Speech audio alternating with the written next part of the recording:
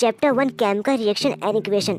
इस वीडियो में हम जानेंगे कि केमिकल रिएक्शन कितने टाइप के होते हैं और साथ में हम इसको बैलेंस भी कैसे कर सकते हैं। केमिकल रिएक्शन 5 टाइप के होते हैं। पहला कॉम्बिनेशन रिएक्शन, दूसरा डिकम्पोजिशन रिएक्शन, तीसरा डिस्प्लेसमेंट रिएक्शन, चौथा डबल डिस्प्लेसमेंट रिएक्शन और पांचवा ऑक्सीडेशन रिडक्शन रिएक्शन। ये जानने से पहले कि ये होते क्या है हमें कुछ बेसिक चीज़ें पता होना चाहिए, जैसे कि जब हम कॉपर और ऑक्सीजन को रिएक्ट करवाते हैं तो हमें कॉपर ऑक्साइड मिलता है। कॉपर को हम C लिखते हैं, ऑक्सीजन को O2 लिखते हैं और कॉपर ऑक्साइड को CO2 लिखते हैं। जो आप लेफ्ट साइड देख रहे हैं C+O2, इन्हें हम रिएक्टेंट कहते हैं और जो हमें मिलता है उसे हम प्रोडक्ट कहते हैं। जो लेफ्ट साइड होता है वो रिएक्टेंट होता है और जो राइट साइड होता है वो प्रोडक्ट होता है। हमें पता कैसे चलेगा कि केमिकल रिएक्शन हुआ है कि नहीं हुआ है?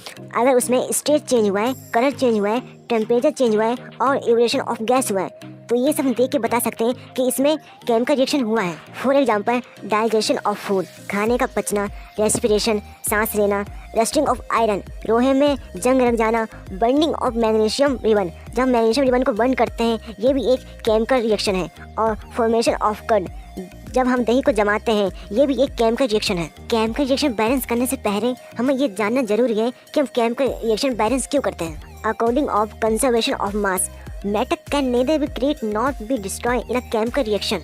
केमिकल रिएक्शन में ना ही हम मैटर को बना सकते हैं और ना ही मैटर को डिस्ट्रॉय कर सकते हैं। इसलिए अगर जितना रिएक्टेंट में मैटर है उतना ही हमें प्रोडक्ट में मैटर दिखाना पड़ता है। आई होप आप समझ गए होंगे। तो आइए अब केमिकल रिएक्शन को बैलेंस करना सीखते हैं। पहले तो जो हमें केमिकल रिएक्शन दिया है उसको हम एक बॉक्स में बंद कर देंगे। सेकंड स्टेप में हम ये देखेंगे कि रिएक्टेंट और प्रोडक्ट के साइड में कितने कितने एटम हैं। जैसे कि आप देख सकते हैं कि प्रोडक्ट साइड में Fe3 है और O 4 है, लेकिन रिएक्टेंट साइड में Fe बस 1 है और O भी 1 है। इस सिचुएशन में हम रिएक्टेंट साइड में भी 3 बनाएंगे Fe को और O को भी 4 बनाएंगे, जिससे कि रिएक्टेंट और प्रोडक्ट साइड दोनों इक्वल हो जाए। लेकिन रिएक्टेंट साइड में H2 4 हो गया और प्रोडक्ट साइड में H2 1 रह गया, इसलिए हम प्रोडक्ट साइड में भी H2 को 4 बनाएंगे। लेकिन याद रहे जो आप ये नंबरिंग कर रहे हैं ये बॉक्स के बाहर ही करें, और आप बॉक्स के अंदर करते हैं तो आपका गलत हो जाएगा। आपको हार्दिक शुभकामनाएं, आप केमिकल इक्वेशन को बैलेंस करना सीख चुके हैं। इसके बाद हम आते हैं type of chemical reaction. First, combination reaction, the reaction in which 2 or more reactant combine to form a single product, this is called combination reaction. ऐसा रिएक्शन जिसमें 2 और 2 से ज़्यादा रिएक्टेंट मिलकर एक सिंगल प्रोडक्ट बनाते हैं, इसे कॉम्बिनेशन रिएक्शन कहते हैं। जैसे कार्बन प्लस ऑक्सीजन मिलकर बनाएंगे कार्बन डाइऑक्साइड और H2 प्लस O2 मिलकर बनाएंगे H2O यानी वाटर, और जैसे कैल्शियम ऑक्साइड प्लस वाटर मिलकर बनाएंगे कैल्शियम हाइड्रोक्साइड। इसी के साथ एक और छोटा रिएक्शन आता है जिसे कहते हैं एक्सोथर्मिक रिएक्शन। अब ये एक्सोथर्मिक रिएक्शन क्या है?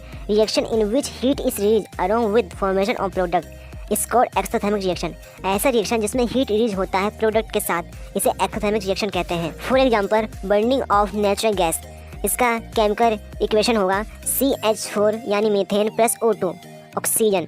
तब मीथेन ऑक्सीजन को रिएक्ट करवाते हैं तो हमें कार्बन डाइऑक्साइड और वाटर साथ में हीट देखने को मिलता है।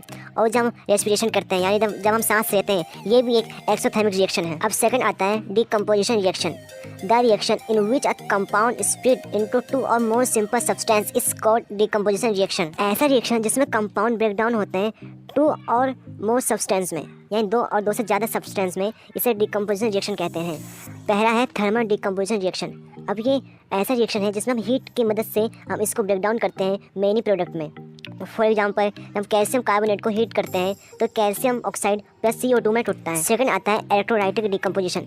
एक ऐसा रिएक्शन है जिसमें हम रिएक्टेंट को इलेक्ट्रिसिटी देते हैं और मैनी प्रोडक्ट में ब्रेक डाउन हो जाता है। जैसे कि तब हम वाटर को इलेक्ट्रिसिटी देते हैं तो ये H2 यानी हाइड्रोजन और ऑक्सीजन में डिवाइड हो जाता है। थर्ड आता है फोटोलाइटिक डिकम्पोजिशन। ये एक ऐसा रिएक्शन है जिसको हम धूप में रखते हैं और जो रिएक्टेंट होता है वो ब्रेक डाउन हो जाता है 2 और मोर सब्सटेंस में।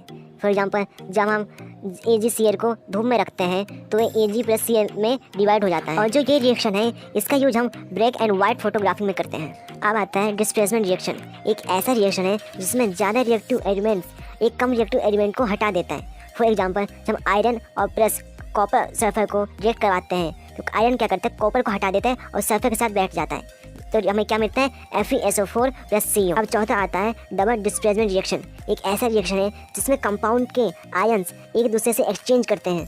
अब आता है पांचवा ऑक्सीडेशन एंड रिडक्शन। अब ऑक्सीडेशन वो है जिस रिएक्शन में ऑक्सीजन ऐड होता है और हाइड्रोजन रिमूव होता है, लेकिन रिडक्शन में हाइड्रोजन ऐड होता है और ऑक्सीजन रिमूव